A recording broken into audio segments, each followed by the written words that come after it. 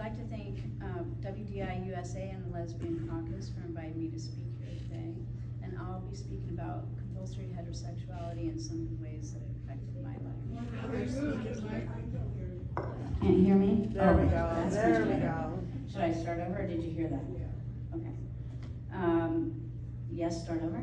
Yeah. Okay. I would like to thank WDI USA and Lesbian Caucus for inviting me to speak. I'll be speaking about compulsory heterosexuality and some of the ways that it affected my life.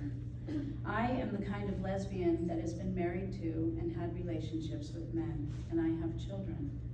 But I knew at a young age that I liked girls. At 7, there was a girl my age who lived around the corner, and we liked each other, and we would hold hands and we'd kiss like this.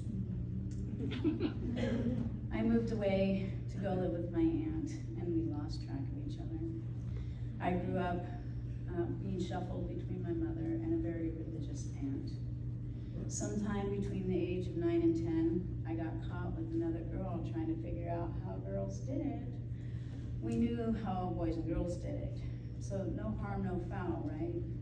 No. We were screamed at, and of course it was my deviant self's fault. I was told people who did things like that were going to hell, and that I was gross and not worthy of God. I needed to never do anything like that again if I didn't want to go to hell. I was a kid, and that thought terrified me for what seemed like a lifetime, and for many years I did what was expected of me. I remember an incident during that same time in my life when we kids regularly went to a group called Awana, which is Approved Workmen Are Not Ashamed. We played games, and then we went to Bible study for an hour or so. One time as class was ending, our male teacher asked the room a question. He said, "Who in here believes in women's lib?"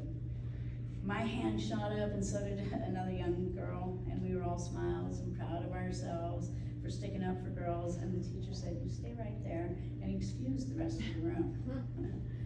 And he said, "Since you believe in women's rights, fold up and put away the chairs." I'm not sure how the other girl felt, but my heart sank, and I was mad. Did what I was told, and I left, and I bawled all the way to the car, and when I got to the car, I was in trouble for being held behind and for standing up. And even back then, at such a young age, I was told that I didn't matter, how I felt didn't matter, and that nothing I ever did was good enough. And being a girl sucked. I wasn't even allowed to stand up for myself. Throughout my preteen and teen years, I had mad crushes on Jodie Foster, Nancy McKinnon, and Christy McNichols. I loved when this came up the other day. But I hung out pictures of Leif Garrett, Sean Cassidy, and Donny Osmond on my wall so that I wasn't found out. Growing up in rural Northern California, which is often considered redneck country or God country, the lesbian bars, coffee shops, or social nights were not part of my life. Because if they existed, and I hear that they did, I didn't know about them. I was raised mostly in a Christian household with all the heterosexual expectations of that life. When I was 15, I moved in with my dad, and he lived the biker lifestyle. Women and children were to be seen and not heard. Women and children were property. And I was given to a woman to give to her husband for his birthday. So between the Christian upbringing of my female caretakers and the biker lifestyle of my male caretaker, men were the only acceptable choice.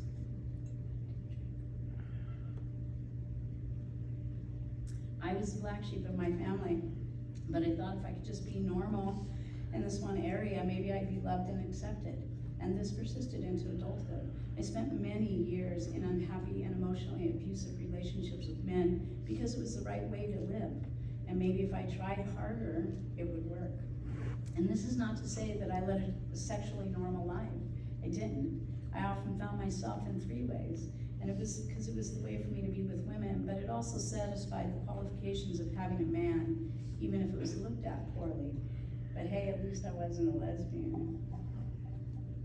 At 32, I met and fell in love with a woman, and that woman became my wife.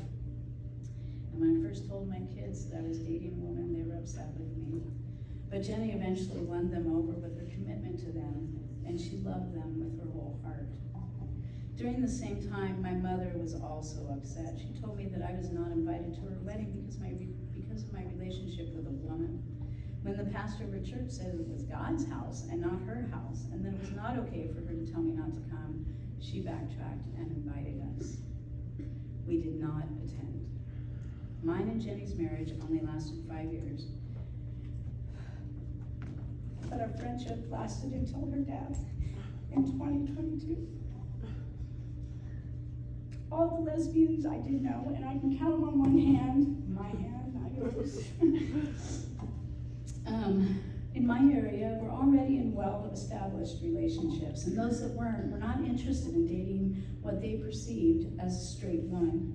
The gay bars were filled with gay men, so it was not a place to find women, and online dating sites were not my thing. I could not find single lesbians.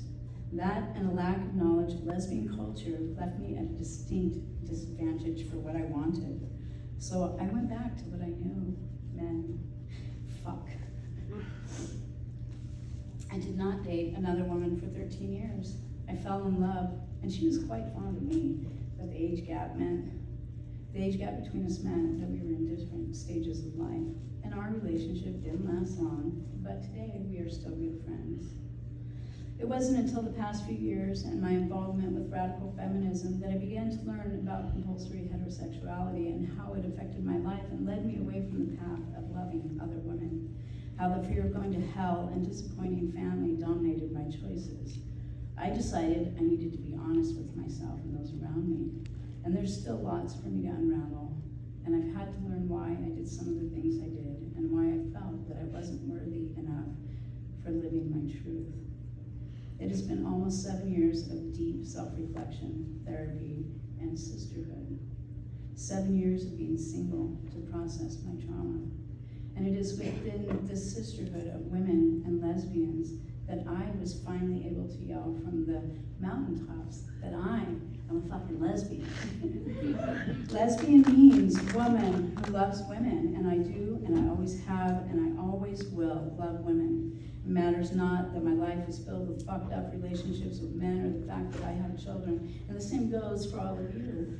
And all those women out there being told that they can't be lesbians because of those factors. And you can. It doesn't matter what your mother, your auntie, your sister, your church, your school, your uncle, your father, your brother says at all. So there are parallels in my past experiences and those caught up in the gender ideology. For me, being a girl sucked, and many young females are abandoning womanhood because they don't want the attention of men, and they don't want to be perceived as weak or less than, and they'd rather be seen as men than standing up for themselves. In my upbringing, women and children were property, and in the current political reality, women and children are property of the state. It was only possible for me to choose heterosexuality. The message was that I couldn't be a lesbian. Many gender-distressed people seek to avoid homosexuality and wish to be perceived as straight. I grew up to believe that if I tried harder and conformed myself to others' expectations, then maybe things would just be okay. Many people trying to transition are trying to fit in with some standard that they will never achieve. I support the women's liberation movement by participating in boots on the ground actions. In 2021, I helped organize a women's conference. And for the summer of 2024, myself and 2 other women are producing and hosting an event in the Pacific Northwest. I host bi-weekly Zooms that emphasize sisterhood, education, and the discussion of current events and actions within the women's liberation movement. I advocate for and facilitate women's birthing autonomy outside of patriarchal medicine. I help women liberate themselves from abusive relationships and get services needed to break away. And I am always talking with people about the issues of sex-based rights and the threat of gender ideology with the hopes of spurring others to get involved. And I want the current women's liberation movement to be outright supportive of lesbianism and to destigmatize female homosexuality. We are all women here working for all women. I want lesbians to be accepting of those lesbians who, like me, for whatever reason, have had relationships with men. Our past does not take away from our present reality. We lesbians are without any caveats. The movement for the liberation of women is going to take